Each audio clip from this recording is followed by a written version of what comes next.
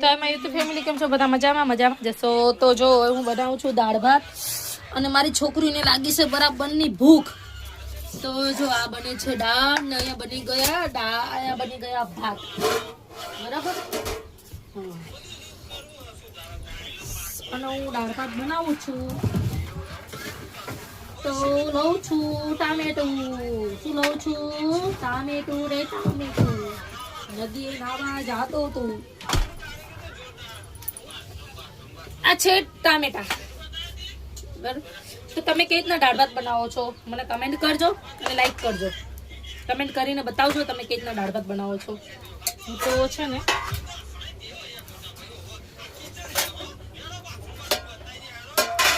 જો આ ભાત છે સરસ તપેલામાં બનાવું છું ભાત. જો આ છે તપેલામાં ભાત બનાવું છું. બાસમતી છે.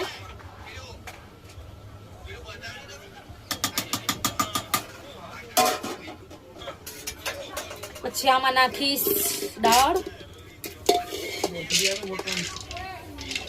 આને મેં બધી સરસ રીતે ધોઈ નાખી છે ચોખ્ખા પાણીએ.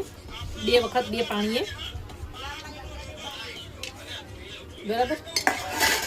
પછી એમાં નાખીશ ટામેટા. ટામેટા ધોયેલા જ છે. હું બધું ધોઈને જ મૂકું છું ફ્રીજમાં. બરાબર. અને એને નાખીશ આની અંદર ટામેટાની દાળમાં. બરાબર.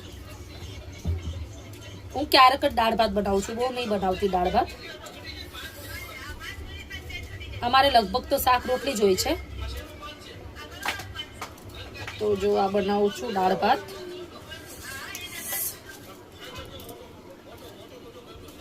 તમે કઈ રીતના બનાવો છો મને કમેન્ટમાં જણાવજો.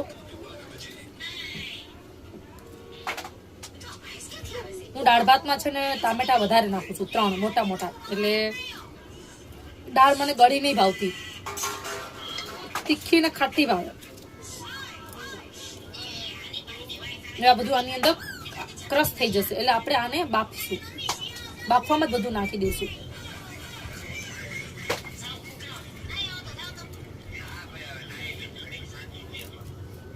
કઈ ગયો નેપકિન મારો?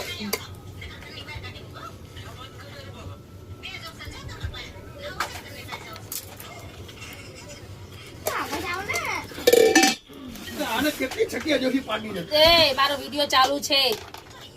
ચૂકો જા. હવે નાખીશું આમાં જીરું.